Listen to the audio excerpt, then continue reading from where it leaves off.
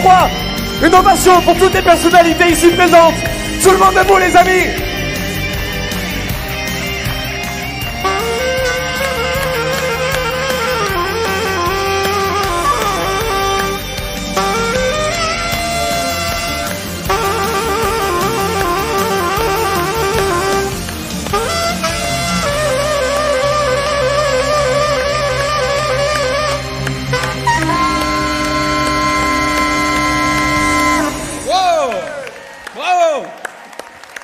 Merci mon cher Mike, un camarade de lycée, c'est-à-dire il y a 10 ans.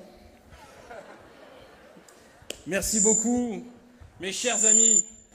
Quel plaisir de vous retrouver ce soir dans ce centre Expo Congrès pour cette cérémonie des vœux si particulière.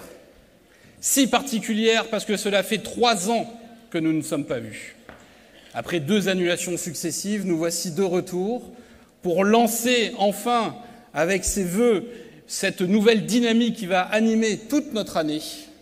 Et aussi particulière parce que figurez-vous que c'est la première cérémonie de cette nouvelle équipe municipale qui a été élue en mars 2020 par vos suffrages et qui n'avait jusqu'à présent pas pu bénéficier de ce grand moment chaleureux de rencontre.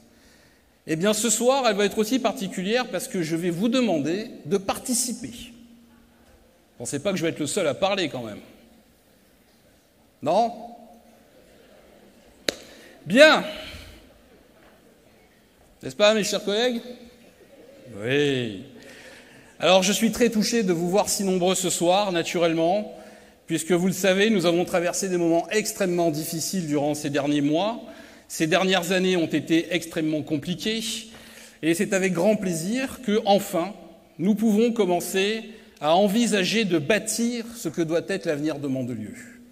Durant ces années, nous avons affronté de nombreuses crises, et je vous rappelle aussi que quand nous avons fait la dernière cérémonie des vœux, c'était en janvier 2020, non seulement nous sortions des inondations, les inondations de novembre et décembre 2019 qui ont été extrêmement destructrices pour notre ville, mais en plus nous étions à 3 mois de l'élection municipale.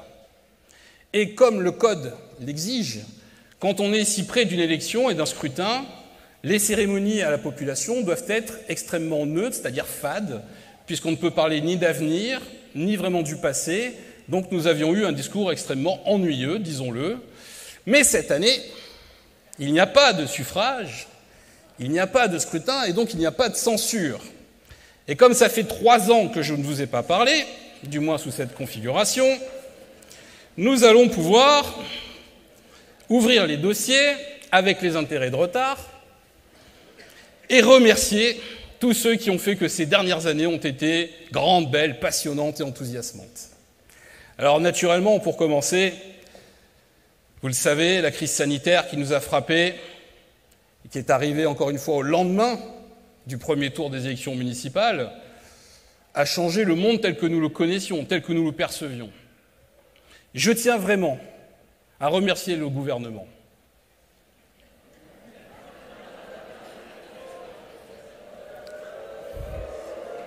Non. Remercions-les. Nous avons quand même vécu grâce à eux des moments si grandioses. Il faut se rappeler de tout ça. Rappelez-vous quand on nous expliquait que le virus ne franchirait jamais les frontières de l'Asie. Quand on nous a expliqué qu'il ne fallait surtout pas que les communes s'occupent de faire du sanitaire. Acheter des masques pour ceux qui n'en avaient pas, mon Dieu! Mais c'était faire du populisme. De toute façon, nous ne savions pas les mettre.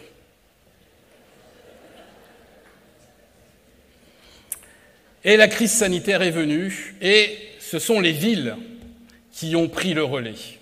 Et en ça, il y a eu, à ce moment-là, un changement dans l'histoire de la Ve République. Car pour la première fois, les collectivités territoriales se sont affranchies des consignes de Paris et elles ont pris en main une autonomie complète.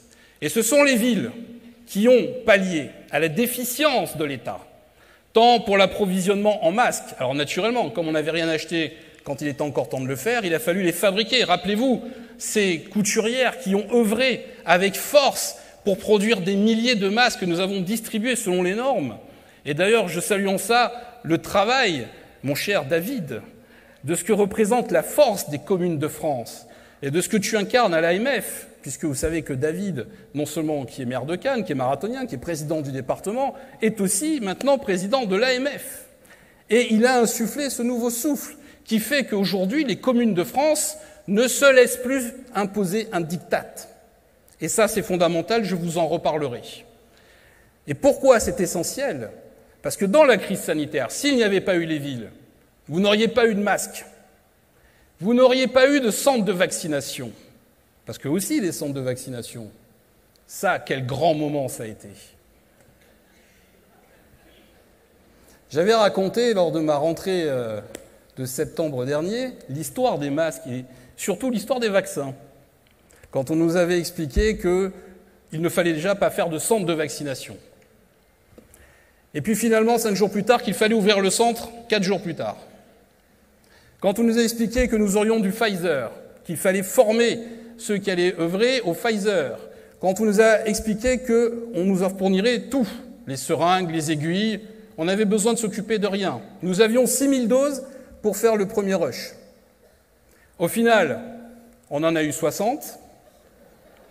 Il a fallu acheter les seringues, les aiguilles, la glacière pour aller les chercher. Et quand on a ouvert la glacière, on avait du Moderna. Et malgré cela, grâce aux bénévoles qui se sont impliqués, grâce aux médecins et aux infirmières qui se sont mobilisés, il y en a aussi beaucoup dans la salle, je les ai vus. Je salue d'ailleurs celle qui m'a fait les tests pendant toute cette période pour vérifier que je n'étais pas contaminé, ce qui m'a fait découvrir que j'avais maintenant des capacités respiratoires décuplées. Et ce travail, cette énergie incroyable que vous avez déployée, eh bien c'est grâce à ça que Mandelieu, après les inondations, a pu affronter et traverser la crise sanitaire. Et encore une fois, on a pu constater la force des liens qui nous unissent et de ce qui fait que Mandelieu est une ville à part, une grande famille, une famille forte, une famille prête à tout affronter et une famille qui aujourd'hui se tourne vers l'avenir. Alors, sans plus attendre aussi, aujourd'hui, vous le savez, nous traversons de nouvelles crises. Après la crise sanitaire, nous avons vu arriver le retour de la guerre sur le continent européen. La guerre de haute intensité, c'est-à-dire la vraie, la guerre d'invasion, avec les divisions blindées, avec l'aviation, avec les bombardements, avec les forces navales. Ce que tout le monde, dans nos chères élites, nous expliquait depuis des décennies, que la guerre était terminée, ça ne pouvait plus arriver, enfin. Le monde était un havre de paix, où l'humanisme le disputait à l'angélisme. Voilà ce qu'était le monde selon eux. Pourquoi allions-nous continuer à mobiliser des fonds et des crédits sur des budgets militaires ? Ce que notre cher ancien ministre, Laurent Fabius, avait appelé les dividendes de la paix, qui a mené à la déliquescence de nos forces armées, privées de tout. Et aujourd'hui, enfin, heureusement, nous recommençons à investir, mais il est bien tard. Parce qu'aujourd'hui, la crise militaire a entraîné quelque chose de beaucoup plus puissant qui est la crise économique, en commençant par la crise énergétique. Pourquoi ? Parce que là aussi, dans cette course à la volonté de ne jamais envisager l'avenir et le long terme, l'Europe, et surtout la France, s'est démunie de ce qui faisait sa force essentielle. Je ne parle même pas des industries de l'armement, mais sa force énergétique. La France avait le leadership du nucléaire civil. Nous étions les premiers. Nous avions un parc nucléaire qui garantissait notre autonomie et notre indépendance. Ce parc nucléaire, depuis plus de 40 ans, il a été abandonné, non pas pour des raisons économiques, non pas pour des raisons structurelles, mais tout simplement pour du lobbying politique. Parce qu'il fallait faire plaisir, parce qu'il fallait attendre. Eh oui. Et aujourd'hui, dans ce pays qui était le leader mondial du nucléaire civil, on peut voir, sur les grandes chaînes d'information, comme je l'ai vu il y a quelques jours, vous expliquer qu'aujourd'hui, le meilleur moyen pour ne pas avoir trop d'augmentation et une indépendance, c'est d'aller acheter un sac de charbon. J'ai trouvé ça tellement exceptionnel qu'on puisse accepter d'entendre ça sans être outré, que malheureusement, je constate que nous avons tout à rebâtir en France. Et naturellement, ne vous y trompez pas, nous aurons encore des moments difficiles à affronter. Pourquoi ? Eh bien, tout simplement parce que la France, aujourd'hui, a plus de 3 000 milliards de dettes. L'État, l'année prochaine, va emprunter plus qu'il n'a jamais emprunté dans toute son histoire. 270 milliards pour boucler le budget, car le budget est à perte. Et cette charmante aventure qui nous entraîne aujourd'hui vers toujours plus d'inflation, puisqu'elle sera de toute évidence à 7% en début d'année, nous concerne tous. Mais elle a aussi un côté beaucoup plus pervers. C'est que pendant les 3 dernières années, l'argent était gratuit. Quand vous empruntiez sur les marchés, vous aviez des taux à zéro, voire négatifs. Donc, allons-y, empruntons, endettons-nous. Mais un jour, cela devait s'arrêter, et ça s'arrête. Les taux remontent. Et contrairement à vous dans votre vie du quotidien, quand vous souscrivez un prêt, vous avez un contrat avec un taux fixe. L'État français emprunte sur les marchés financiers. Les taux sont variables. C'est-à-dire qu'aujourd'hui, le poids de la dette en intérêt va augmenter. À tel point qu'en 2026, est-ce que vous savez à combien, chaque année, s'élèveront les intérêts de la dette française que l'État devra payer sur son budget ? Entre 60 et 90 milliards d'euros par an d'intérêts de la dette, sans parler du capital. Voilà aujourd'hui où nous en sommes. Et comme nous continuons à dépenser en injectant des chèques de l'État à coût de milliards d'euros pour subvenir à ceux qui aujourd'hui n'ont plus les moyens de boucler leur fin de mois, eh bien nous renforçons la spirale infernale de l'inflation. Et c'est ça qui est extrêmement dangereux. Et pourquoi je vous tiens ces propos ? Tout simplement pour vous faire réagir et vous faire comprendre qu'aujourd'hui, nous devons nous mobiliser pour bâtir une nouvelle France et bâtir une nouvelle ville. Et encore une fois, ce sera un combat. Parce que dans la vie aujourd'hui, tout est un combat.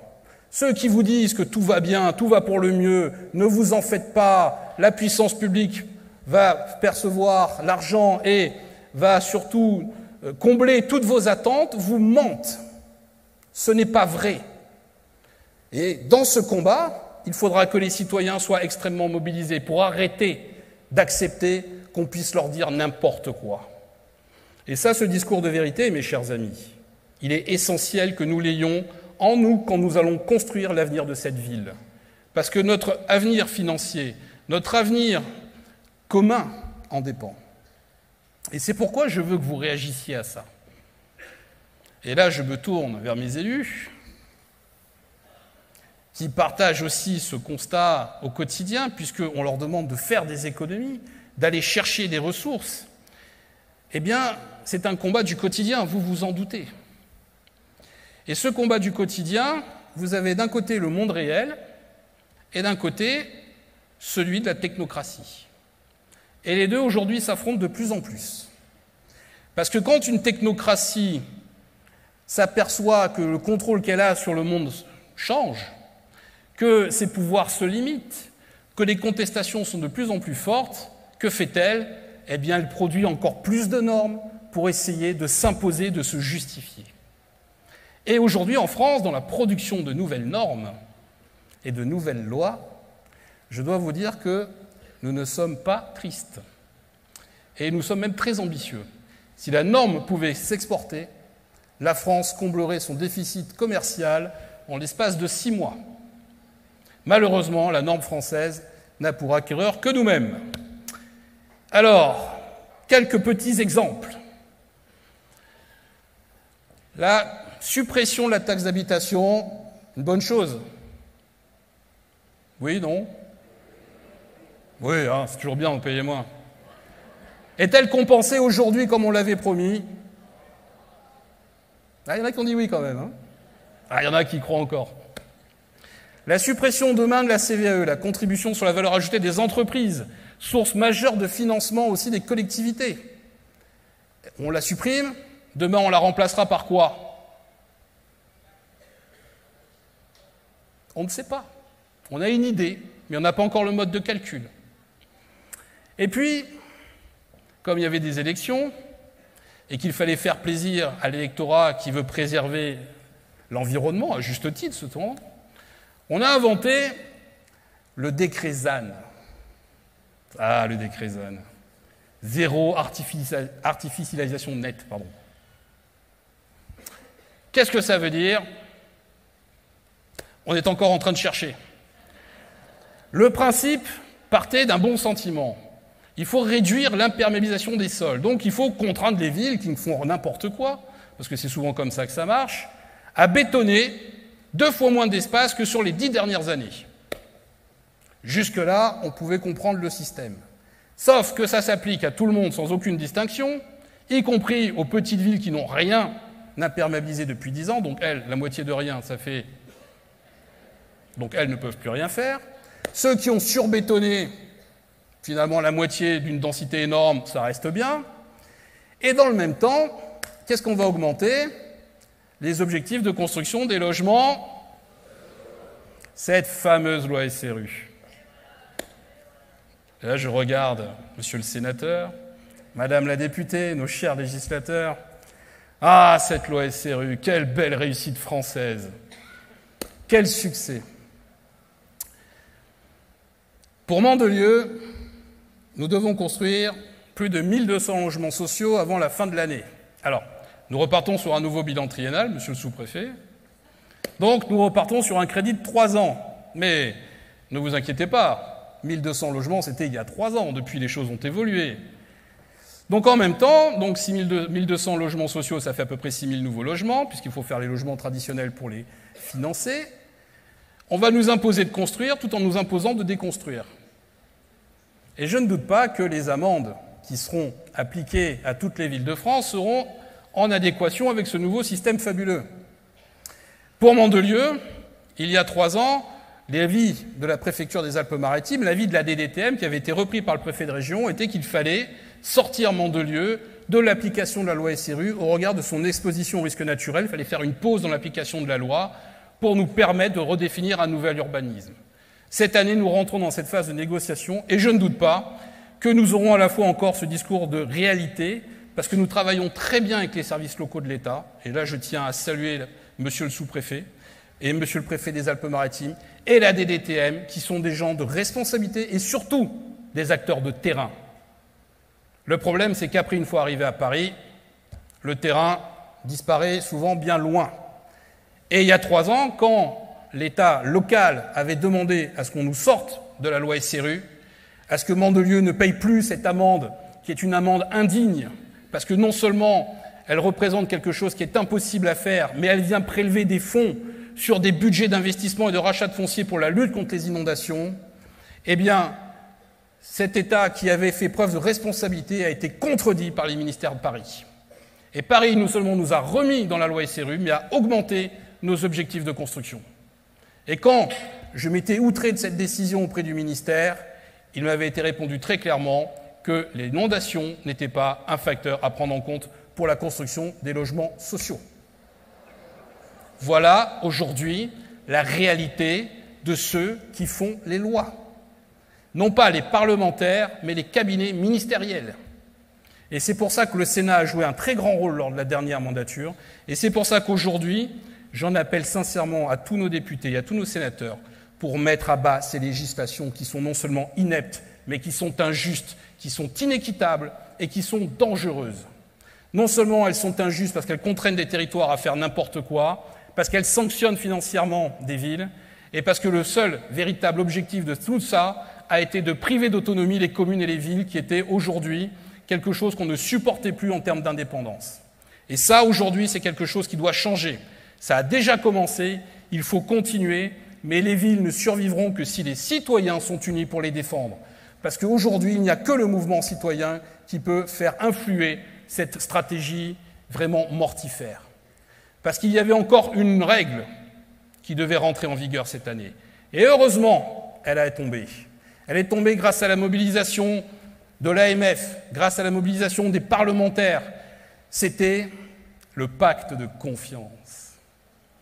Rien que dans le titre, quand un cabinet ministériel invente quelque chose qui s'appelle le pacte de confiance, c'est là qu'il faut commencer à s'inquiéter. Parce que généralement, le pacte nécessite deux parties qui se mettent d'accord. Et la confiance nécessite, comme son nom l'indique...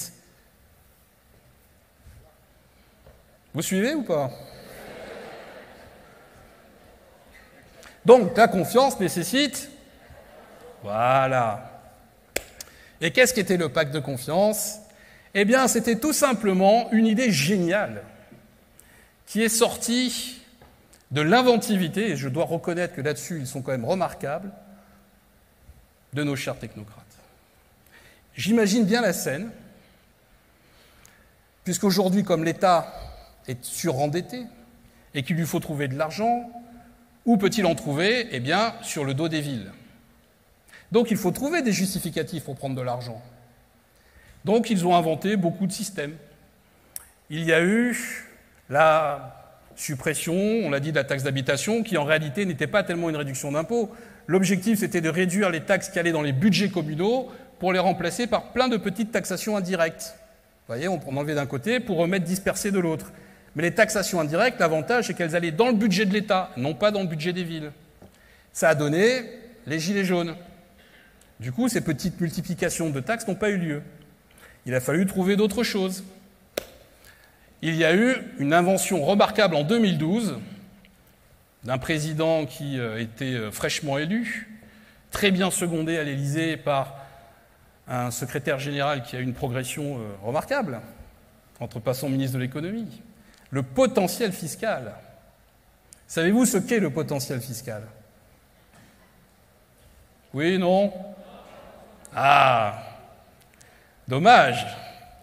Le potentiel fiscal, c'est l'endettement, plutôt le taux d'imposition moyen d'une commune par rapport à la fiscalité nationale. C'est-à-dire que prenons une ville comme Mandelieu, on prend le taux de ses impôts et on regarde le taux moyen des villes de même strate à l'échelle nationale. Et si nous sommes en dessous de la moyenne, donc nous ne taxons pas assez les contribuables, ça veut dire que nous n'avons pas besoin d'argent, parce que nous sommes riches. On oublie juste qu'il y a le taux, mais il y a aussi l'assiette d'imposition. Et comme nous sommes riches, eh bien que nous n'avons pas donc besoin de l'argent de l'État. Et là, on arrive sur les dotations de fonctionnement. Ce mot est extrêmement pervers car il laisse penser que dotation de fonctionnement, c'est cadeau financier de l'État aux villes. Pas du tout. La dotation de fonctionnement, c'est l'argent que nous doit l'État pour les missions qu'il nous a confiées à sa place. Pour résumer, quand vous devez aller faire vos commissions, vous prenez votre argent, vous allez les faire. Demain, vous demandez à votre voisin de les faire à votre place, logiquement, vous allez lui fournir les moyens financiers d'acquérir ce que vous aviez prévu d'acheter. Ou alors vous avez des voisins très sympas. Il y en a. Si demain vous lui dites « va faire les courses, mais je te donne plus d'argent », vous n'irez plus les faire. Si? Allez, participez un peu. Eh bien, c'est ce qu'a fait l'État.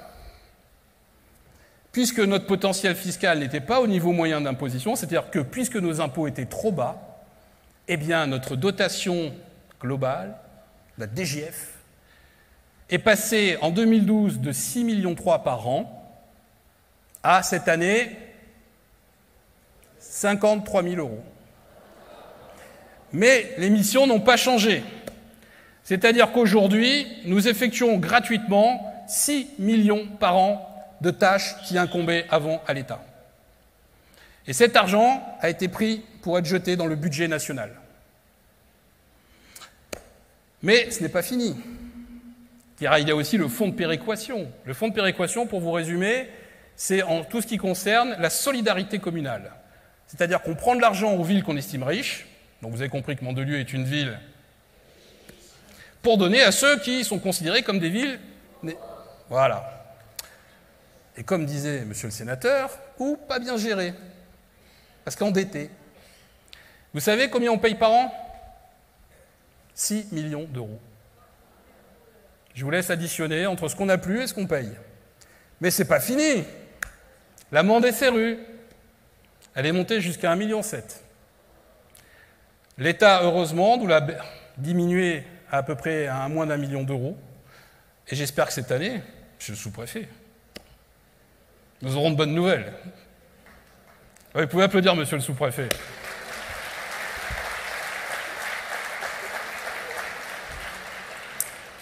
Toujours dangereux pour une autorité préfectorale de venir au vœu de Mandelieu. Vous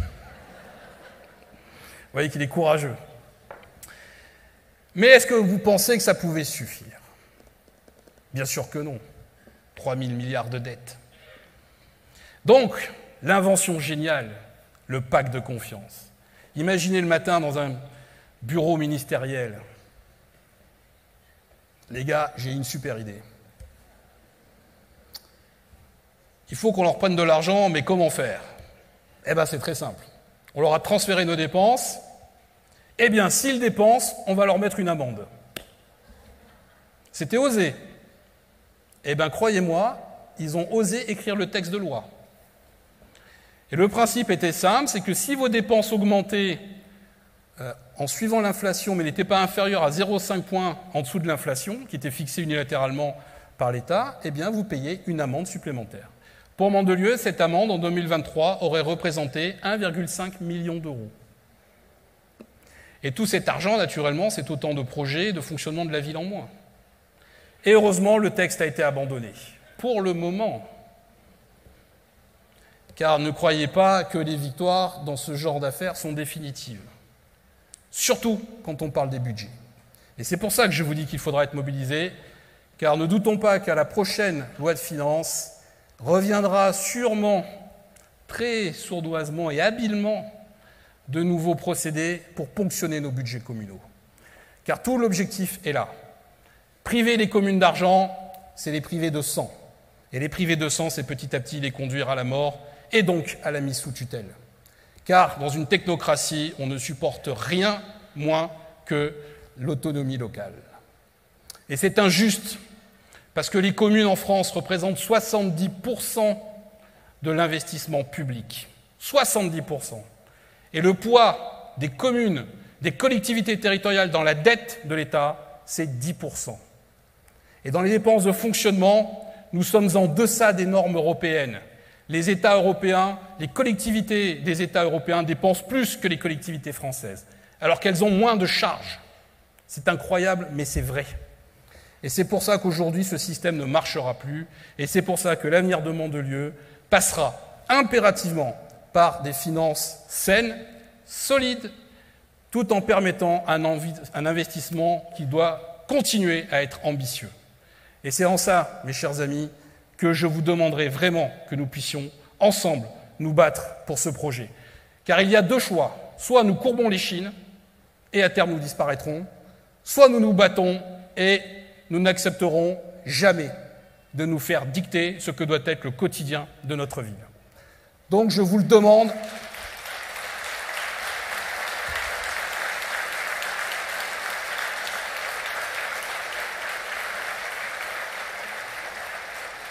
puisque vous savez, le seul adage qui vaut, c'est Vox Populi, Vox Dei, la voix du peuple et la voix de Dieu.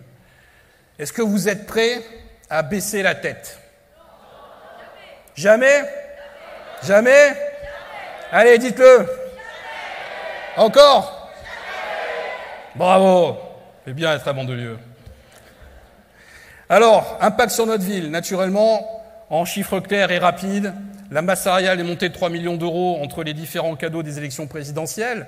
C'est une bonne chose, naturellement, pour nos agents, qui sont des remarquables agents, qui s'investissent. Malheureusement, la rigidité de la grille de la fonction publique, qui était le premier truc qui, un jour, devra être mis au broyeur quand arriveront aux responsabilités des gens qui ont un tantinet conscience du monde réel, c'est vraiment la grille tarifaire salariale de la fonction publique. Ce truc est non seulement incompréhensible, il est inepte, il décourage toutes les bonnes volontés, et pourtant, les agents continuent de s'engager avec force. L'augmentation de l'électricité, vous pouvez les applaudir, ils le méritent. Vous aussi,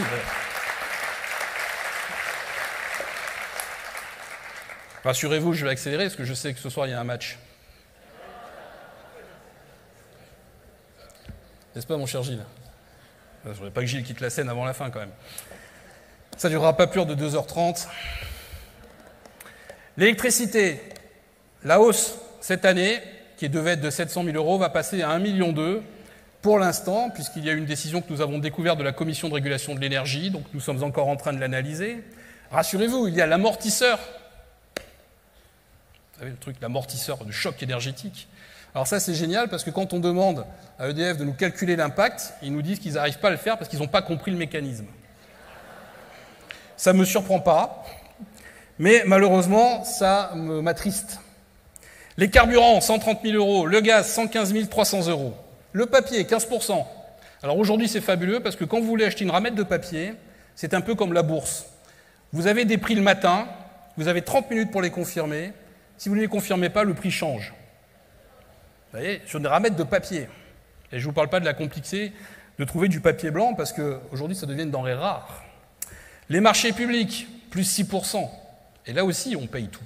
Parce que naturellement, comme on a tout délocalisé, qu'on n'a plus de force d'industrie créatrice, qu'on n'a plus d'industrie de production en France, aujourd'hui, quand vous avez besoin de remplacer du mobilier urbain, que ce soit un candélabre, une barrière ou un banc, vous avez à minima 8 semaines de délai.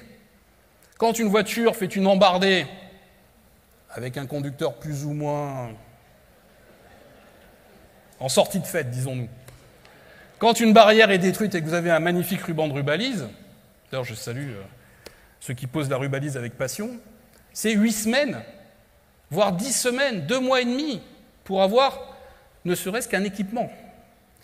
Le prix des repas à la cantine, que la ville a entièrement pris en charge en 2022. Donc tout cela nous conduit à nous réinventer au quotidien. Tout cela nous conduit à faire des économies de fonctionnement sur tous les sujets. La problématique étant que Mandelieu fait des économies et fait preuve de sobriété et de sagesse depuis 20 ans. Donc aujourd'hui, les choix sont des choix forcément difficiles. Il y a toujours des choix douloureux. Mais l'objectif, c'est que ces choix soient indolores pour le citoyen.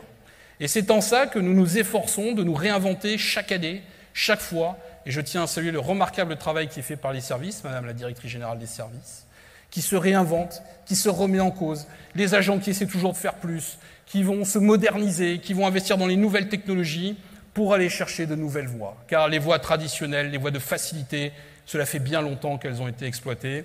Et donc aujourd'hui, nous devons trouver d'autres méthodes. Parce que ce qui compte, je vous l'ai dit, c'est l'investissement. Une ville qui n'investit pas est une ville qui meurt. Et pour investir, aujourd'hui, le seul moyen, c'est de réduire les dépenses de fonctionnement. Et comme l'argent n'est pas magique, malgré tout, nous avons une situation solide. Et nos taxes ne sont pas à des taux très élevés. Je vous donne un exemple sur la taxe qui fut la taxe foncière bâtie. 14,44, la moyenne du département est à 18. Sur la taxe foncière non bâtie, 19,72, la moyenne départementale est à 28,99. La taxe d'enlèvement des ordures ménagères, elle est à 9,35, la seule ville où elle est en dessous des 10%. Et tout ça, mis bout à bout, fait que malgré tout, nous trouvons des ressources. Et nous avons géré, cette expression vient du droit, moi je l'aime bien, en bon père de famille, alors maintenant on n'a plus le droit de le dire, il faut dire en bon parent. Donc moi je continuerai à dire en bon père de famille, parce que bon, je pense qu'à un moment, il faut arrêter le délire woke et de la réinvention et de la déliquescence de la société occidentale, parce que ça ne nous mènera nulle part si ce n'est dans l'abîme. Eh bien aujourd'hui, avec une intercommunalité qui n'a pas levé d'imposition, nous allons réussir à faire 28 millions d'euros d'investissement, parce qu'aujourd'hui, Mandelieu se tourne vers l'avenir. Car ce sont vos attentes, ce sont vos demandes. Nous avons effectué un sondage assez récemment, qui a été fait sur près d'1 million de citoyens par l'Institut Opinionway. Et ça a donc le gage de l'objectivité. Beaucoup de chiffres en sont ressortis. J'en retiens un essentiellement. Vous êtes 97% à être satisfait de vivre à Mandelieu.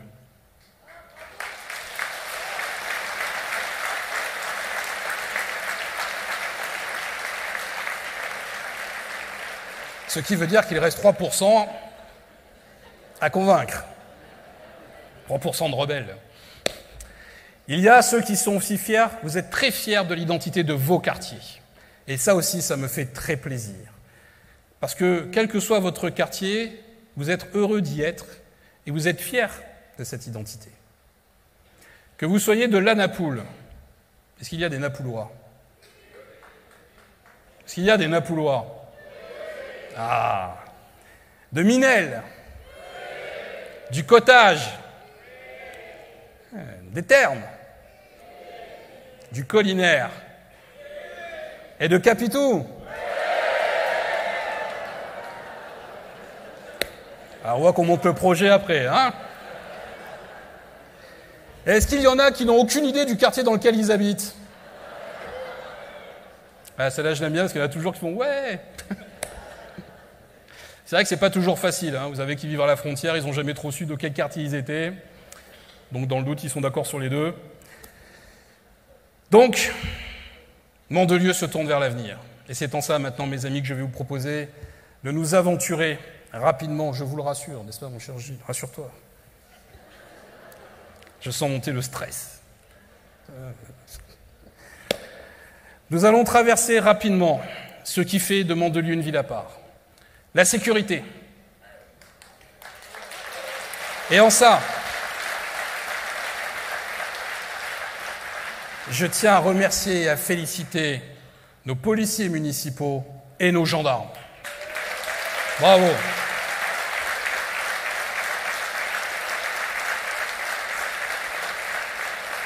Et merci, colonel. Je souhaite bonne fête d'ailleurs, il s'appelle Sébastien aussi.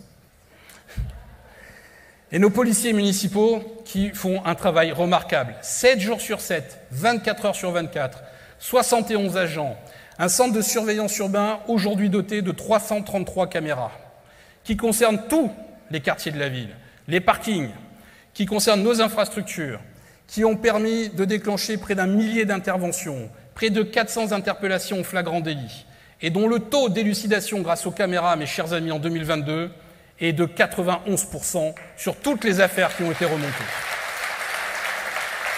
C'est remarquable. C'est grâce à leur vigilance également que nous avions intercepté cet individu qui était en train de massacrer son petit chien et dont vous connaissez malheureusement les suites sordides de cette affaire. C'est grâce à la vigilance des opératrices en pleine nuit qu'il a été découvert. Et ce travail remarquable, et je salue en ça toute la direction de la police municipale et tous ses agents, il nécessite vraiment de la conviction, ainsi que nos forces de gendarmerie qui sont aussi présentes tout le temps et qui font leur maximum, croyez-moi, pour faire en sorte que la République reste debout. Parce que dans notre pays, il faut bien dire que la crise que nous avons évoquée, qu'elle soit économique, financière, est aussi sécuritaire.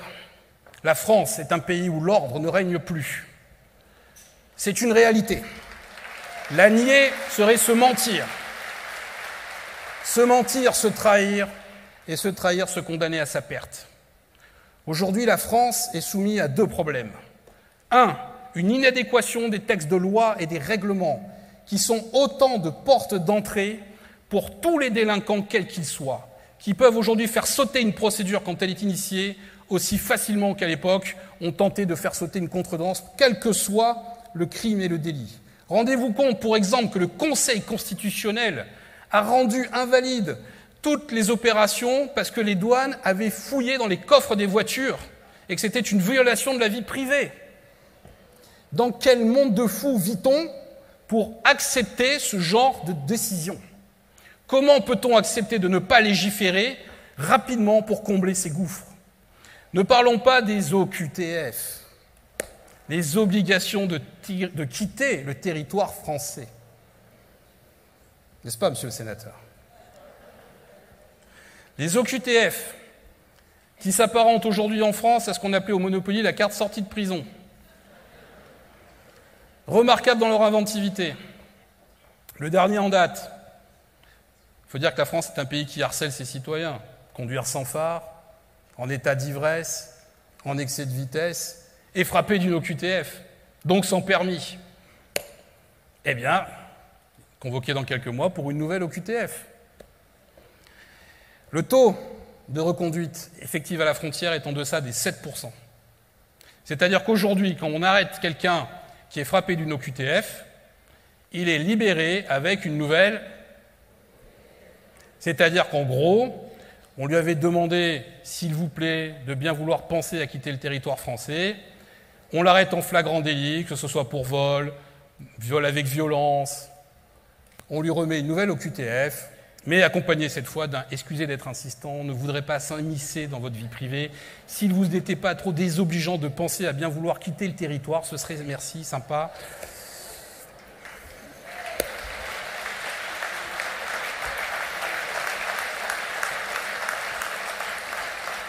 Et ça, c'est dramatique. Parce que la conséquence de tout cela, c'est qu'il n'y a plus de peur et de crainte pour ceux qui défient la République et ses lois. Parce que ceux-là savent parfaitement qu'ils ne risquent rien. Et que même ceux qui seront condamnés pour les peines de prison de quelques années ne seront jamais emprisonnés. Ils auront un bracelet électronique. Je vous donne un exemple. Grâce à la vigilance du CSU, nous avons arrêté, interpellé en flagrant délit des voleurs de carte bleue qui sévissaient à la sortie d'autoroute de Mandelieu. Donc ils ont été identifiés, repérés. Ça a permis de leur tendre un piège et de les appréhender en flagrant délit. Ils venaient de Marseille et sachez que c'était des multirécidivistes qui portaient un bracelet électronique. C'est quand même génial. Et c'est la réalité du quotidien. Je pourrais aussi citer le dernier en date. Alors vous savez, on a ouvert une grande compétition du gagnant de l'année où nous donnons des points à tous ces valeureux amateurs, pleins de créativité. Et il n'y a pas forcément besoin de beaucoup de moyens, tout le monde peut conquérir. Le dernier en date a fait preuve d'imagination, avec peu de choses. Il avait été condamné à des travaux d'intérêt généraux. Alors sachez qu'en France, quand vous êtes condamné à des travaux d'intérêt généraux, vous pouvez choisir les travaux d'intérêt généraux que vous allez effectuer. Et moi j'étais content, je me suis dit tiens chouette, on va leur faire balayer, etc. Oh là, c'est trop dur. Donc on avait trouvé un truc quand même, on en avait réussi un. Il ne s'est pas présenté le matin. Eh oui, problème de santé. Il faut dire que la veille, il avait été arrêté en état d'ivresse et pour trouble à l'ordre public en pleine ville. C'est vrai que le lendemain, le réveil a dû être difficile. Comment voulez-vous, s'il n'y a pas de crainte, il n'y a pas de peur, que l'ordre règne? Ça n'existe pas. Ça n'a jamais existé et ça n'existera jamais. Les sociétés humanistes fondées sur la bienveillance, la gentillesse, la compréhension sont des sociétés qui, tôt ou tard, et généralement plutôt tôt que tard, s'effondrent. Donc la France doit se réveiller là-dessus aussi. Et sachez qu'à Mandelieu, nous continuerons à appliquer la tolérance zéro, c'est-à-dire que nous n'accepterons aucune incivilité, nous pénaliserons, nous verbaliserons, nous sanctionnerons, nous harcèlerons s'il le faut. Aucune zone de non-droit. Allons-nous accepter que des quartiers entiers soient pollués par une dizaine de jeunes, tous multirécidivistes, tous soit mineurs, soit jeunes majeurs, qui ont des casiers qui feraient pâlir une armoire normande? Allons-nous l'accepter?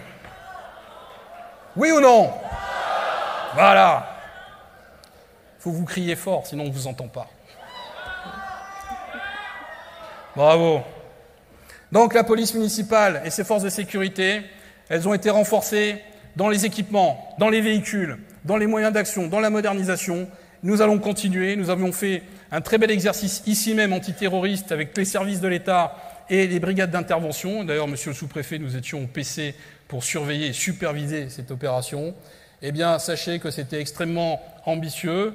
Et heureusement que les forces de l'ordre sont encore là en France, parce que vous pouvez les applaudir. Sans eux, la République n'existerait plus.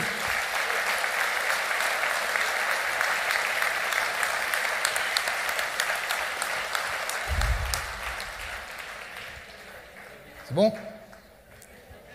Allez, on continue. Mandelieu, sécurisé, est aussi une ville qui est protégée contre les risques naturels, protégée contre aussi parfois les appétits fonciers. Protégée contre les risques naturels, vous le savez, c'est notre enjeu majeur, c'est notre première priorité. Notre ville est soumise à un risque important, de par sa configuration, de par une construction anarchique qui a été faite, disons-le, n'importe comment, dans les années 60, 70 et 80, sans tenir aucun compte de la nature, de la réalité du terrain, de la bathymétrie, de la présence de cours d'eau, de la présence des reliefs. Et maintenant, il nous appartient aujourd'hui à nous de corriger ces erreurs et de les transformer en force. Donc, la protection contre les risques naturels, elle inclut les équipements, ce qui constitue la première ligne de défense, les sirènes d'alerte, les aménagements rapides, les caméras de surveillance naturellement, les équipements d'intervention des brigades de la police municipale et des services techniques. Sachez que la ville de Mandelieu dispose aujourd'hui de moyens mécanisés dont elle n'avait pas la possession en 2019 et surtout en 2015. Ces moyens sont constitués d'engins amphibies capables d'intervenir en tout site, quelle que soit la situation, pour évacuer 15 personnes. On a un PC mobile qui est un PC tout-terrain, lui aussi conçu pour justement permettre d'être au plus proche de la crise et de diriger les opérations de terrain. Le tout est relié à un PC de sécurité qui a été totalement repensé et réaménagé au sein de l'hôtel de police pour justement permettre une gestion de crise en temps réel, au plus près et avec le maximum de réactivité et de sécurité. Quand la crise frappe, il faut que les équipes sur le terrain soient surentraînées et suréquipées. Il n'y a pas besoin d'avoir des cohortes, tout simplement parce que sur notre territoire, c'est extrêmement dangereux. Et c'est en ça que je vous lance aussi un message de bon sens, d'alerte. Il est important de rappeler ce souvenir. Si les sirènes sonnent, vous devez vous confiner chez vous. Si vous entendez les alertes, ne sortez pas. Ceux qui sortent doivent être encore une fois préparés, car il y a non seulement de l'eau, mais beaucoup de courant. C'est la configuration de Mandelieu. Nous sommes sur le littoral, au pied de l'Estérel et du massif qui domine la Siagne. En ça, l'eau peut arriver très rapidement. Je n'oublie pas non plus le feu de forêt. Nous avons donc voulu avoir les moyens de réagir en tirant les leçons du passé. Je ne voulais plus avoir des scènes où les gens étaient enfermés, ne pouvaient sortir que par hélicoptère en plein centre-ville. Ce n'est plus possible et c'est pour ça que nous avons continué à nous équiper et c'est pour ça que nous avons constitué la deuxième ligne de défense. La deuxième ligne de défense, ce sont les travaux. Les travaux, ils ont été depuis 3 ans au plein cœur de la pandémie et là je salue ceux qui ont travaillé sur ces chantiers. Je sais qu'il y a plusieurs entreprises dans la salle, je tiens à les remercier, car ceux qui ont pondu les normes Covid, notamment pour les ouvriers de chantier au début de la crise du Covid, étaient vraiment là aussi des gens de bureau qui ne connaissaient rien au monde réel. Quand on imposait aux conducteurs de pelle d'être enfermés dans les cabines avec des masques sans climatisation en plein été, je peux vous dire que c'était extrêmement dur et pourtant ils ont tenu le coup et ils ont fini les chantiers. L'émissaire d'eau pluviale de la plage du château a été prolongé en mer. Là aussi, important travail entre la ville et la communauté d'agglomération, mon cher David. Nous avons canalisé les eaux du Sanperre. Nous avons construit également un important bassin de rétention, là aussi avec la communauté d'agglomération, et le SMIAG, que je salue, mon cher David, vice-président du département, que je salue et remercie pour son action au quotidien et pour le soutien du département. J'en redis un mot après. Nous avons construit le bassin de la Théoulière de 13 000 m3 qui protège le centre-ville. En 2023, nous attaquerons la deuxième phase sur la Théoulière pour continuer à augmenter la protection, mais sachez que ce bassin, qui a été conçu et imaginé en un temps record, est aujourd'hui opérationnel. Il a fallu 2 années pour le faire, on aurait pu le faire en 1, parce qu'il y a eu une procédure réglementaire à respecter, la loi sur l'eau, sur un vallon où il n'y avait pas d'eau, mais c'est comme ça. C'est la France, hein. Ne gâchons pas les choses qui marchent. Nous avons posé, là aussi, avec la communauté d'agglomération, 40 bâtards d'eau dans 18 copropriétés, les mêmes qui avaient été dévastées en 2015 et 2019. Un investissement porté à 90% par la puissance publique pour près de 8 millions d'euros. Les travaux sont achevés, les équipements sont opérationnels. Nous avons investi 4,5 millions d'euros dans le collinaire pour retravailler les routes qui s'étaient effondrées en 2019 et canaliser les écoulements. Ça aussi, ce sont des actions qui font cette protection. Ils ne sont malheureusement pas suffisamment nécessaires.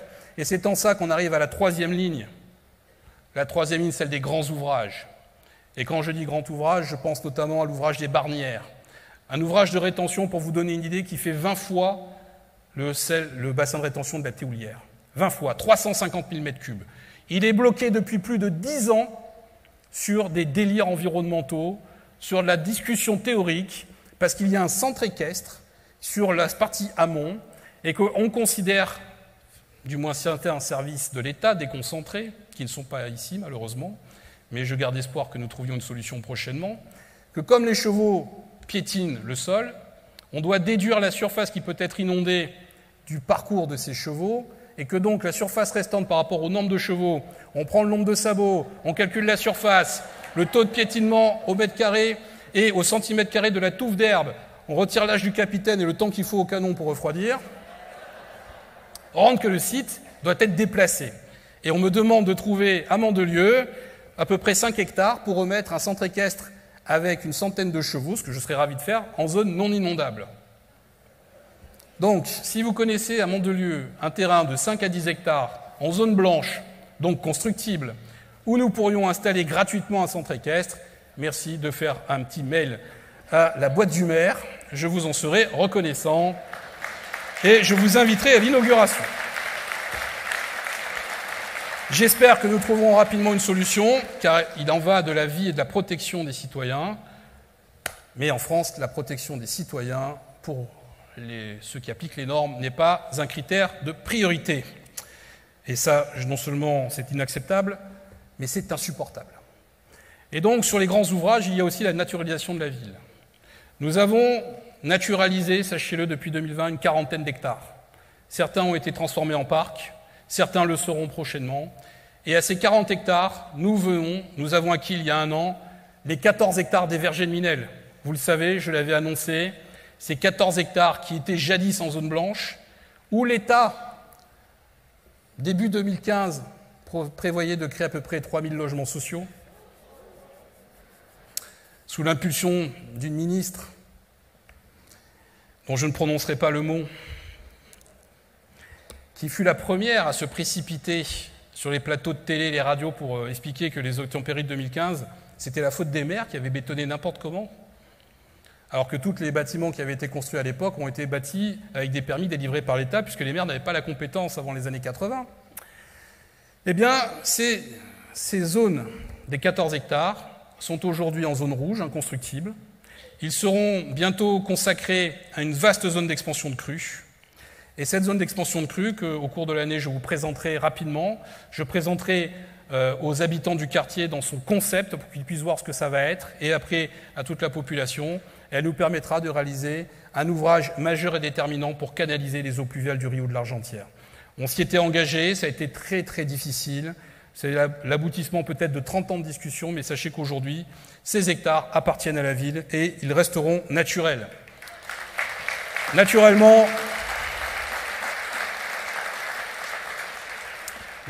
comme en France, tout est simple. Un magistrat du tribunal administratif de Nice a considéré que ce n'était pas acceptable que tous les vergers soient inconstructibles. Et j'ai la joie de vous annoncer que notre plan local d'urbanisme a été annulé parce que la partie nord du terrain n'était justement pas prévue pour l'urbanisation. Et en plus, on estimait que l'imposition par la ville de Mandelieu de construire des bassins de rétention aux promoteurs était, je cite, de nature à freiner la capacité à produire des logements sociaux. Donc, nous poursuivrons ce combat juridique et sachez que jamais, jamais ces vergers ne seront construits. Alors, 20h10, vous êtes toujours là? Ça va, c'est pas trop long? Bon, on part pour 1 heure? Non. On arrive, rassurez-vous, on touche au but. Sécurisée, protégée, Mandelieu est une ville préservée. Il faudra qu'on fasse réviser. Mandelieu est une ville préservée et naturelle. Qu'est-ce que ça veut dire? Ça veut dire que Mandelieu a une âme. C'est une ville familiale où on a cet appétit pour la vie douce et agréable, où on ne veut pas se retrouver dans l'intensité des grandes villes, où on tient à l'identité provençale et française, mais où nous sommes ouverts à tous, le cœur sur la main, avec une alchimie qui est assez puissante, puisque c'est à la fois le mélange de la Provence et des gens du Nord, puisque notre territoire, historiquement, après la Deuxième Guerre mondiale, a été le centre d'accueil de nombreuses générations de mineurs qui sont venus avec leurs familles, et beaucoup sont venus après s'installer. Et ce mélange détonnant de gens du Nord et de Provence, eh bien c'est Mandelieu, cette âme si particulière qui se diffuse dans ces quartiers, avec cet appétit si important pour justement ne pas changer, tout en continuant à évoluer, à se dynamiser. Et c'est souvent comme ça que je le décris avec toute mon équipe, c'est que Mandelieu va peut-être changer de visage, mais elle ne changera pas d'âme. Et cette ville préservée, protégée, elle est inscrite dans un projet. Ce projet, on vous l'avait présenté en mars 2020 aux élections, qu'on a baptisé la canopée urbaine. La canopée urbaine, c'est la transformation de la ville, en une ville non pas qui recouvre la nature, mais dont la nature recouvre l'urbanisme. Une ville où on peut se sentir bien sans être écrasé. Une ville où la nature reprend ses droits, et avec elle, les écoulements hydrauliques et la gestion des incendies. Une ville, enfin, qui va continuer à s'embellir. Et ça, on a voulu le décliner dans ce vaste projet qui s'applique aujourd'hui, étape par étape, quartier par quartier. Nous avons déjà, depuis 3 ans, aménagé près de 30 000 m² d'espace urbain. Nous avons planté approximativement 700 arbres. Nous avons planté plus de 11 000 fleurs.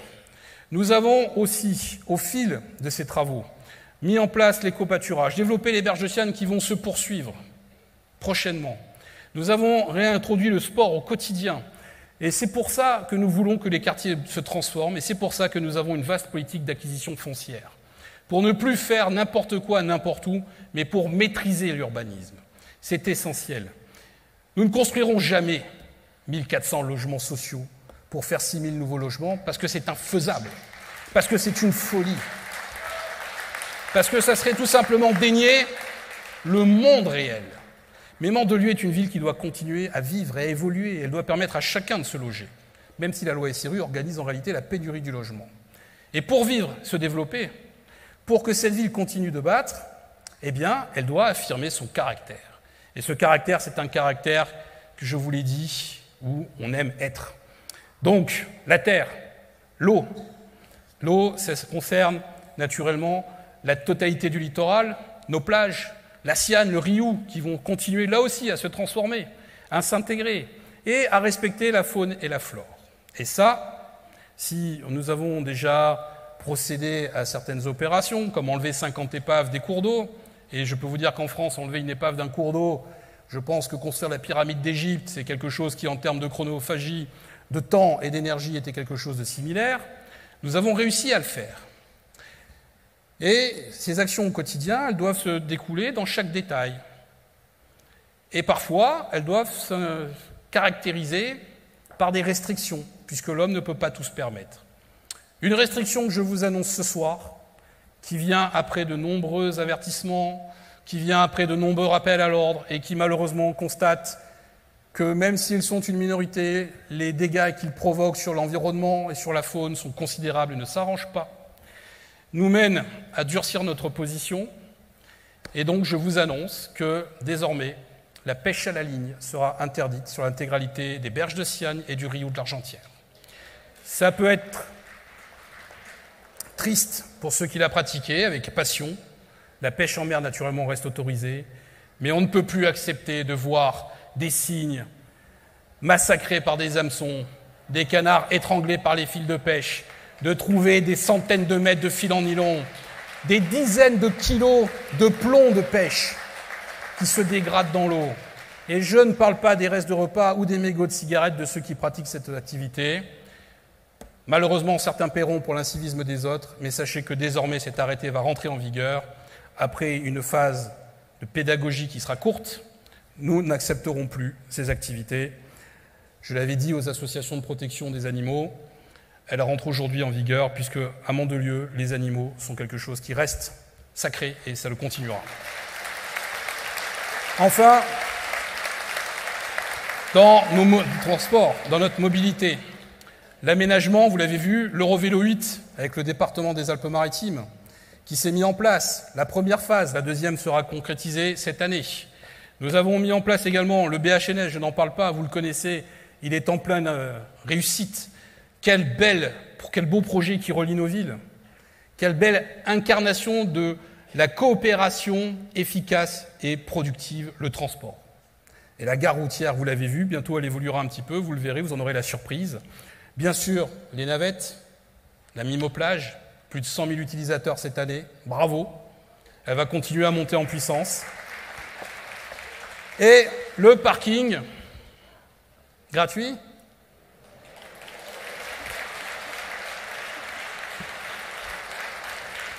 Vous savez que le jour où vous n'applaudissez plus le parking gratuit, pour votre information, nous avons été non pas sanctionnés, mais la Cour des comptes n'a pas du tout apprécié que le stationnement soit gratuit. C'est, je cite, entre guillemets, une privation de recettes incompréhensible. Et dans nos grands projets, mesdames et messieurs, la coulée verte, la canopée urbaine dans nos grands projets. Et c'est là où les capitoulans, s'ils ne sont pas partis, voir le match, vous êtes toujours là ?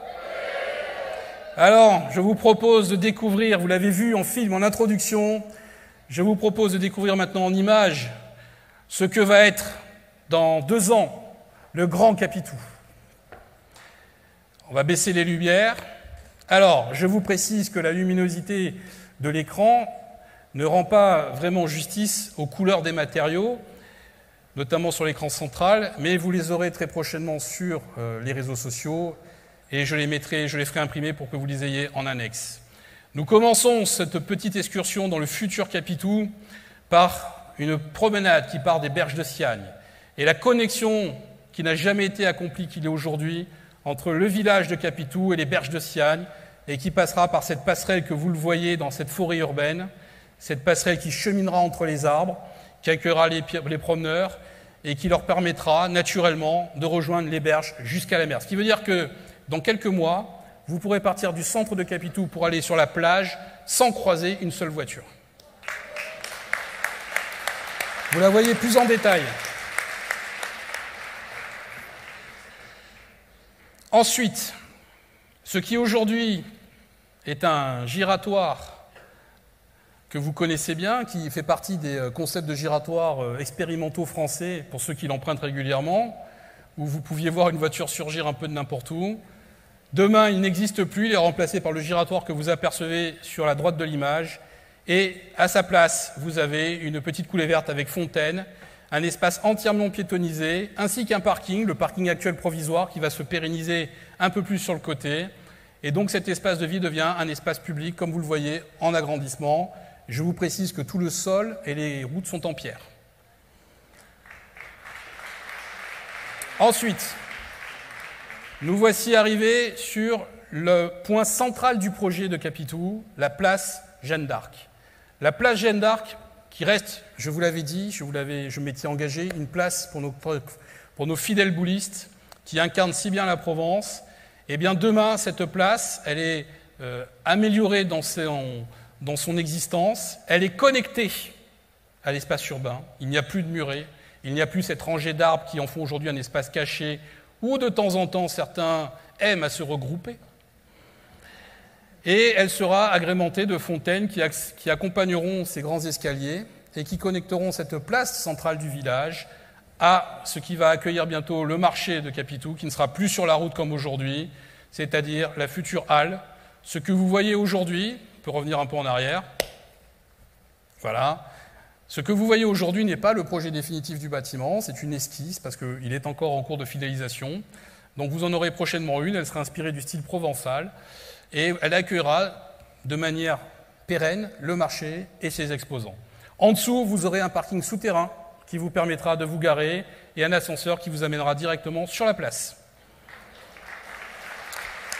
On continue ce voyage avec aujourd'hui ce qui est un parking et qui devient demain une nouvelle placette. Pour ceux qui aiment les pâtes, il y a sur ce site un fabricant de pâtes exceptionnel. Eh bien demain, vous aurez une nouvelle place avec votre kiosque à journaux qui va rejoindre, une fontaine, et vous pourrez les déguster ou boire le café en lisant votre magazine autour de ce point d'eau qui est un nouveau lieu de vie que nous voulons créer et qui remplace aujourd'hui un stationnement pour le moins extrêmement anarchique. Et enfin, puisque Vox Populi, Vox Dei, nous allons soumettre une consultation aux Capitoulans. La place Jeanne d'Arc s'appelle... Suivez, hein. La statue de Jeanne d'Arc n'est pas sur sa place. Je vais proposer aux Capitoulans, via une large concertation du quartier que nous allons mener, de donner à la statue une place d'honneur qui est la sienne, à mon sens. Et demain, voilà ce que je vous propose pour la statue de Jeanne d'Arc, de la placer au sommet de ce monticule, qui est en fait un grand escalier, et devant, surplombant une fontaine murale, qui sera, en plus de l'éclairage, le moyen de magnifier cette grande héroïne de l'histoire française, dont certains amateurs de bricolage au niveau national aimeraient déboulonner. Et ce que je vous proposerai, si jamais cette vague de destruction artistique venait à renaître, c'est que pour toute statue enlevée en France, nous en remettions une à Mandelieu. Et nous pourrions être extrêmement, là aussi, ambitieux sur les personnages à traiter, puisque je ne comprends pas qu'on puisse, avec ce talent et cette envie, procéder à la destruction de l'histoire de France.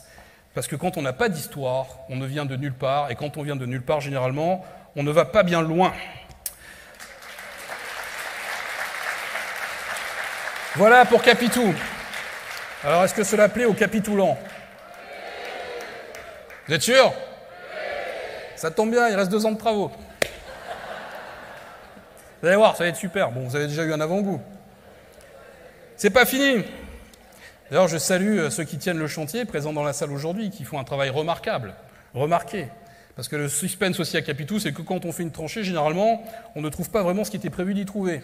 Puisqu'à l'époque, ceux qui ont fait les plans, soit c'était loin après l'apéritif, soit c'était longtemps après le chantier, n'ont pas vraiment tracé les réseaux là où ils sont. Mais enfin, ça fait partie de la joie, n'est-ce pas, messieurs? Ensuite, continuons dans nos grands projets. Autre aménagement de 2023, on devait le faire plus tôt dans le mandat, malheureusement la crise sanitaire nous en a empêchés. Je vous avais mis dans le projet la végétalisation des cours d'école. Le principe était que nous voulions réinventer le lien entre l'enfant et la nature, et donc son environnement. Eh bien, nous mettons en place ce grand projet, en commençant, puisque les travaux doivent se faire pendant l'été, par l'école Marie Curie. Et l'école Marie Curie, vous allez voir la photo de ce qu'elle est aujourd'hui. Donc vous voyez, c'est magnifique, hein, une très belle hommage aux écoles de l'ancien temps. Et voilà ce qu'elle sera demain. Avec non seulement des espaces naturalisés, des arbres, des plantes, mais également, et c'est ce que vous allez apercevoir sur la photo suivante, de grands potagers et ce lien qui sera fait entre les enfants qui cultiveront leur jardin, comme c'est le cas à l'école de Minel, où les enfants non seulement cultivent leur jardin, mais élèvent aussi leurs poules, les lapins, en prennent grand soin. Et quoi de mieux pour les jeunes générations, dès la sortie de l'école et de la classe, de se retrouver dans ce qui fut jadis l'environnement le plus naturel possible. Voilà les cours d'école. Et enfin, en avant-première, en teasing, parce qu'il faut que je me dépêche, hein, là, ça commence à faire loin, le match commence bientôt. Vous allez avoir un aperçu, vous savez, un petit peu comme les bandes-annonces au cinéma qui ne sont pas vraiment complètes, vous ne savez pas ce que c'est. Il y a un projet qui nous tient particulièrement à cœur. Il a été très menacé, non pas par les différentes crises, mais par le pacte de confiance. Mais comme le pacte de confiance s'éloigne, comme nous avons réussi à dégager des marges de manœuvre supplémentaires en faisant des sacrifices durs, eh bien, nous pouvons, dans ce mandat, relancer une grande opération dont nous vous avions parlé, qui est le réaménagement du bord de mer. Cette jonction avec la ville de Cannes, mon cher David, qui fait l'identité d'une ville. Projet très important, un budget lourd, plus de 20 millions d'euros, qui va aussi faire appel à des infrastructures assez lourdes, puisque nous allons devoir construire sur des milieux difficiles, et je pense notamment à la connexion avec les berges de Siagne, et je vous en parlerai plus longuement. Mais pour cette cérémonie des vœux, puisque le projet est prêt depuis maintenant près de 2 ans, que nous l'avons gardé avec une certaine envie et que nous savons aujourd'hui que nous allons pouvoir le lancer, puisque peut-être que les premières opérations, si nous avons toutes les autorisations administratives nécessaires, commenceront au 2e semestre 2023, avant un démarrage plus complet début 2024. Est-ce que vous voulez voir des aperçus rapides de ce que sera le futur bord de mer ? Oui ? Allez. Avant, voici... Alors voilà, c'est ça, c'est notre projet aujourd'hui, magnifique, vous avez vu ? Vous aimez ? Ça vous plaît comme ça ou on ne change pas ? Est-ce que vous voulez voir demain ? Allez. L'espace piéton, piste cyclable et la voirie. Autre vue. Alors, vous voyez, là aussi, je rends hommage. Je me rappelle quand je suis passé en commission des sites, c'était en 2014, pour faire passer ce projet, et que je me suis fait, au début, littéralement pulvérisé, disons-le, par le paysagiste missionné par la puissance publique de l'époque, qui m'expliquait que si j'aménageais le bord de mer, j'allais détruire la pinède parce que j'allais supprimer l'écran de verdure qui protégeait les pins de la mer. Donc je vous laisse apprécier l'écran de verdure qui aujourd'hui protège la pinède de l'air marin. Voilà demain ce qu'il sera.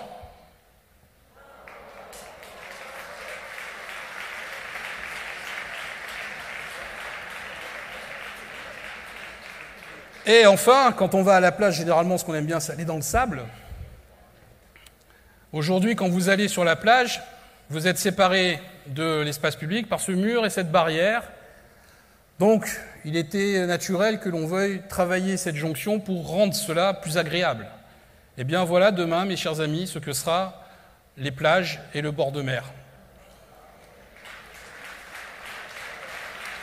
Ça vous plaît ? Ça fait 2 ans qu'il est dans les dossiers, ça fait 2 ans qu'on regarde les images, alors on change des petits trucs, vous savez, on dit tiens, une plante là, ça serait bien. L'Eurovélo 8 sera prolongé, passera par le bord de mer, ce qui fait que là aussi en vélo, quand aujourd'hui vous êtes sur le V8, vous arrivez dans le parc de Robinson, demain, vous aurez votre piste cyclable qui arrivera directement sur celui du bord de mer et vous pourrez rejoindre Cadre ou Théoul. Et là aussi, vous n'aurez plus à traverser de route ni croiser de voitures. Allez, dernière ligne droite, Mandelieu, nous sommes une ville fière de notre identité, je vous l'ai dit, nous sommes aussi une ville dynamique. Cette année 2023 marque le renouvellement de toutes nos concessions de plage. Et je remercie et je tiens à saluer le travail de tous ceux qui avaient les restaurants jusqu'à présent. Nous avons fait un grand concours, tel que l'exige la loi, avec un jury, monsieur le premier adjoint, madame la directrice générale des services, qui a été impartial. Nous nous sommes basés sur la qualité, les redevances à la ville. 3 projets ont gagné. Ce sont 3 nouveaux projets, ils seront opérationnels pour la prochaine saison. Ils porteront là aussi un renouveau, parce que c'est ce que nous voulons, une réinvention de l'identité de plage, avec des matériaux nobles, le respect du littoral et surtout la mise en point, en premier lieu, du bien-être. Nous allons également réaménager la plage de la Raguette. Je sais qu'il y a des amateurs dans la plage de la Raguette, puisqu'il nous faut détruire le kiosque en béton qui empiétait sur le domaine du littoral et qui était en infraction avec la loi, mais il sera remplacé, rassurez-vous, par un autre kiosque, et ce qui était jadis le kiosque deviendra une grande terrasse ombragée où vous pourrez savourer vos cocktails ou cafés. Pour ceux qui aiment la natation de bonne heure, y compris l'hiver. Je tiens à saluer d'ailleurs ceux qui se baignent alors que l'eau est à 2 degrés. Je suis admiratif. Moi, pour me baigner en Méditerranée à cette époque, il faudrait que je fasse naufrage.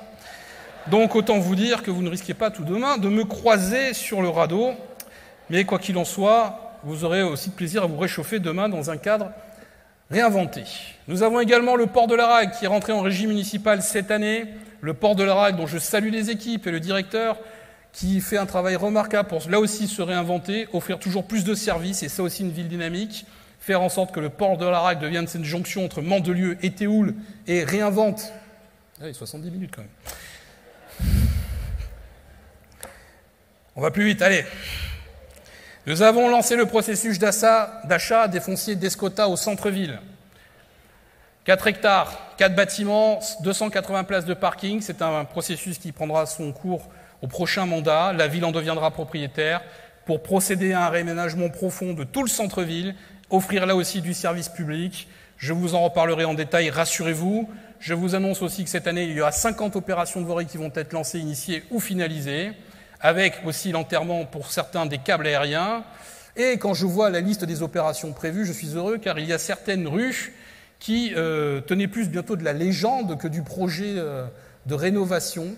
C'est-à-dire des projets que je vois depuis des années, qu'on n'arrivait pas à faire. Et bien cette année, nous allons les commencer et pour certains les finir. Bien sûr, la plus grande de ces opérations, c'est le raménagement du boulevard des Écureuils, qui va avoir son enrobé refait après ses réseaux. Et je compatis à la douleur des vendeurs d'amortisseurs, j'en suis désolé pour eux. Leur chiffre d'affaires va baisser significativement, mais rassurez-vous, en roulant à Capitou, ils referont ce qu'il faut.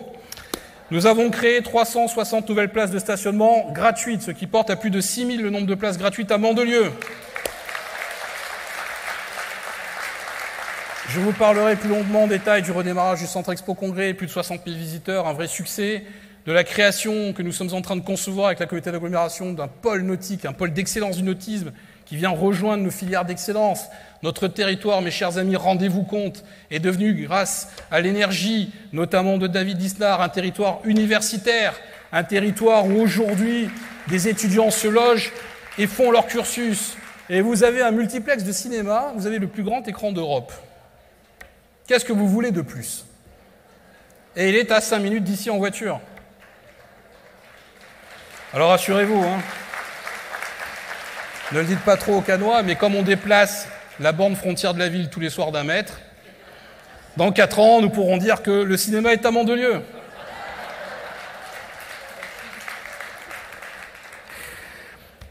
Et enfin, pour toujours se faire plaisir, je vous annonce que Mandelieu a en 2022 battu des records de fréquentation, tant touristique que d'attractivité.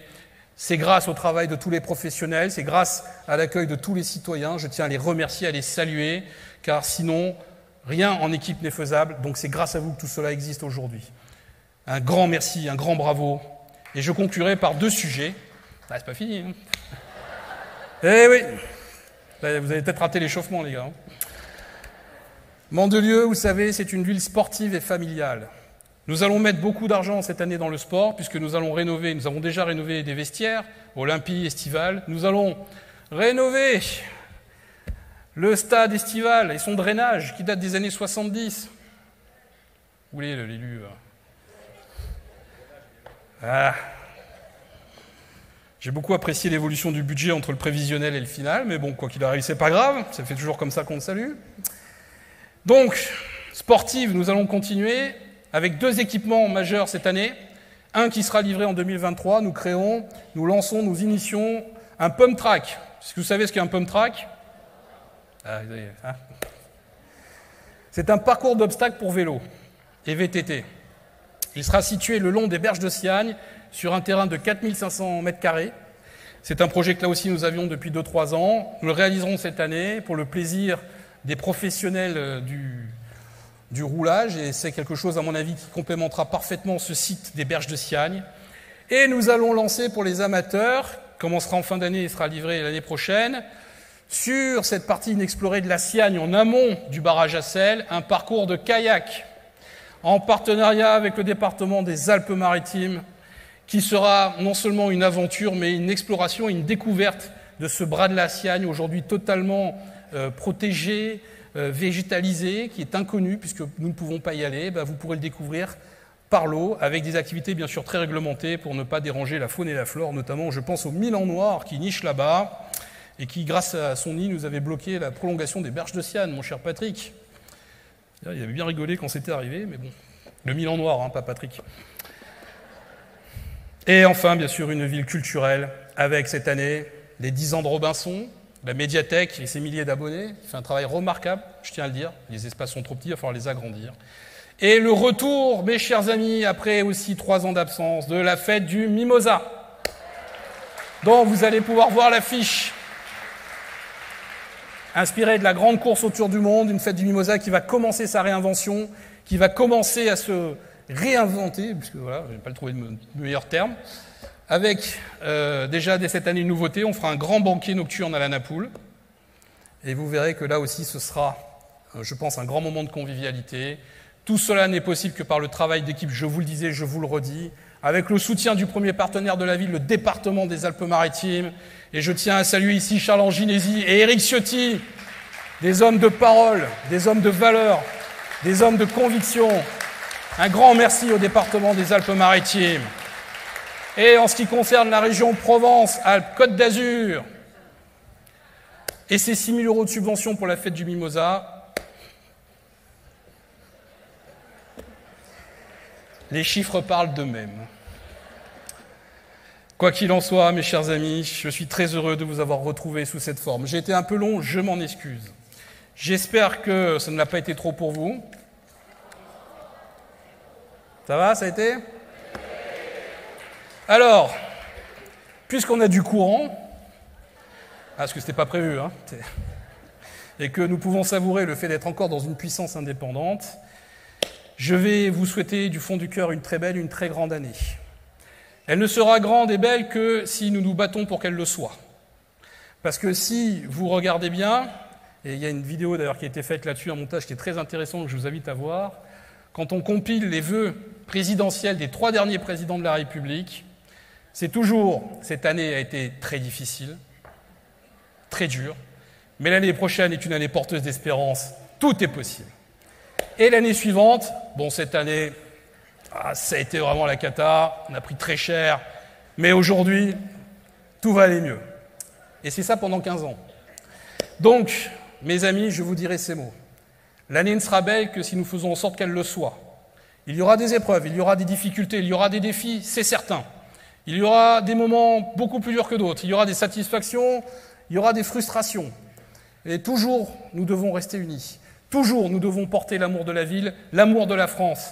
Nous devons apporter notre soutien aux forces de l'ordre. Nous devons apporter notre soutien aux sapeurs-pompiers, aux organismes de l'État qui fonctionnent encore. Nous devons démontrer qu'à Mandelieu, nous aimons ce que nous sommes et surtout que nous attendons avec impatience ce que nous allons devenir. Parce que c'est cette ambition, c'est cette énergie, c'est cette volonté qui ont fait en 2000 ans ce qu'est la France. Ce n'est pas l'habitude, ce n'est pas la facilité, ce n'est pas l'accoutumance et ce n'est sûrement pas la subvention qui tombe tous les jours. Nos aïeux se sont battus, ont franchi les limites de l'impossible, ont réalisé des choses extraordinaires que personne ne croyait réalisables. Regardez les bâtiments, regardez la Tour Eiffel, aujourd'hui on serait incapable de la faire. Eh bien c'est en retrouvant ce goût de la conquête, c'est en retrouvant cette envie, cette appétence pour les grandes choses que nous ferons en sorte que cette année 2023 soit belle. Et je vais demander aux représentants de l'État et à vous, mes chers collègues élus qui souffrez comme moi dans ce carcan, de venir avec moi sur scène pour que nous puissions tous ensemble entamer notre hymne national. Et vous, mes chers amis, pendant qu'ils me rejoignent, avec les représentants des forces de l'ordre aussi, venez, messieurs, que l'on vous voit. Là, vous ne pensez pas que vous allez rester caché, mon capitaine, non? Vous qui amenez la pêche, c'est dommage, hein? Vous n'étiez pas au courant de celle-là. Et à nos porte-drapeaux, à nos soldats, eux qui représentent les forces combattantes de la France, et à ceux qui se battent encore aujourd'hui, vous pouvez les applaudir.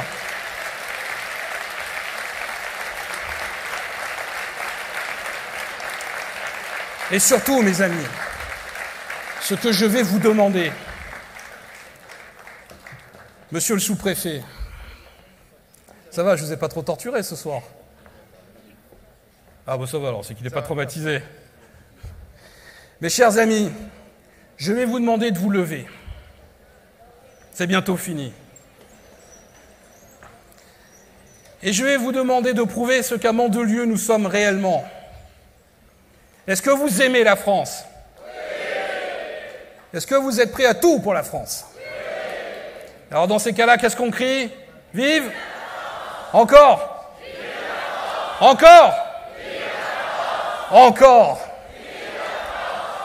Vive la France!